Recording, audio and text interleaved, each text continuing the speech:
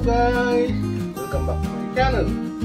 Ngayon magluluto tayo ng bangus con tokwa with kausi. So, gagamitin natin guys, dalawang bangus, tokwa. Then gagamitin din ako nito guys. Yan. Yan. Then gagamitin ako ng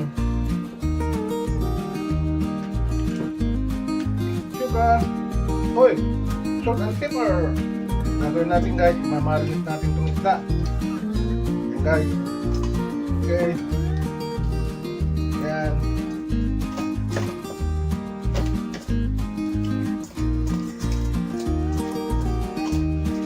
Yan, ipatay natin yan guys. Hindi tayo ng oil.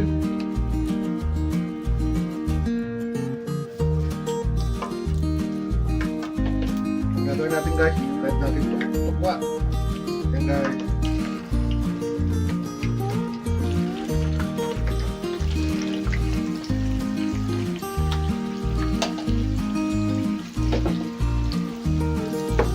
Yan na guys, ito na yan. Tingnan natin.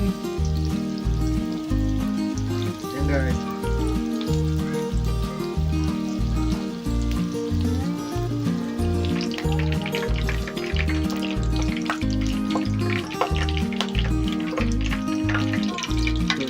Natin guys, tukwa.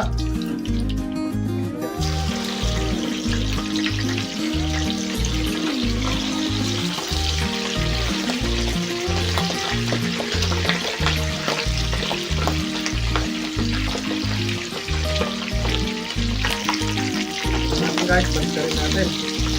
Yun. Parang sa inyo guys, pag nagpe-preto ng bangus, dapat pagka pagkarin nyo, hinaan nyo yung apoy. Tumadalpit yan. So, ganyan lang guys.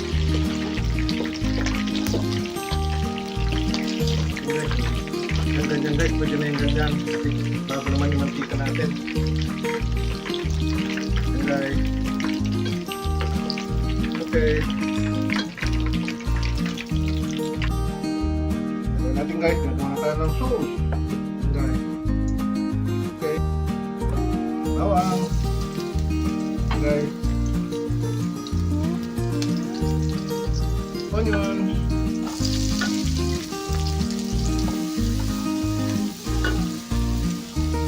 Ginger. Tam. Tomato. Guys.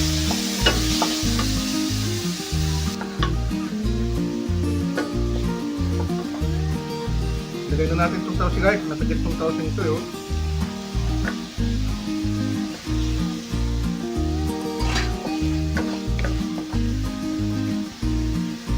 Lagyan natin ang oyster sauce guys.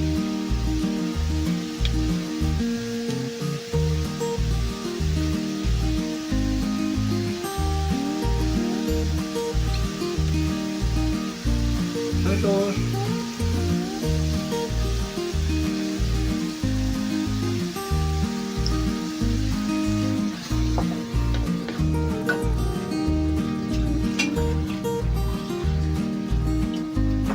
Natin ang tubig guys. Yan.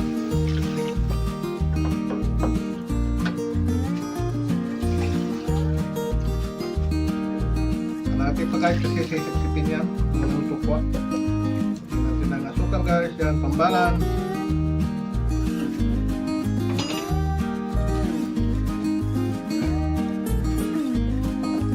Yan guys, kumukulo na. Lagyan na natin ito guys. Yan. Guys, naman natin. Yummy. Sarap.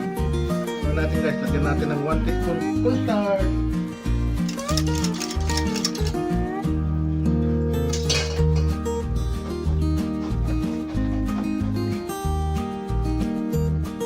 Okay lang. Gawin natin guys. Lalagyan na natin itong bangus. Yun.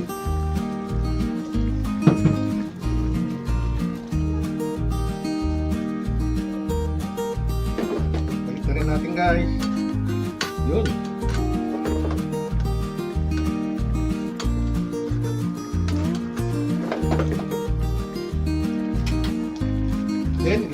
natin itong suko guys. Yan. Mamaya wala na sabaw yan guys kasi sisipin ng ano po. Pero tama-tama lang yan.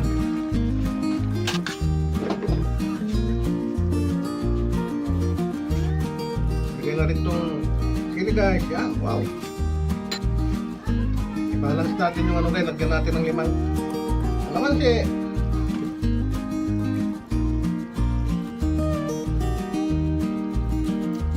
Yan guys. Sana nagustuhan nyo yung tapos kung tukwa with tausi.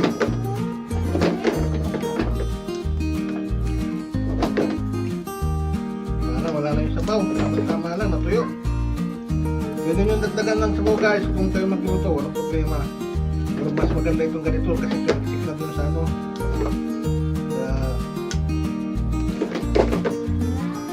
Yun na guys. Yun. Thank you guys. Mga silent viewers ko. Mga solid supporters. Thank you. Bye-bye.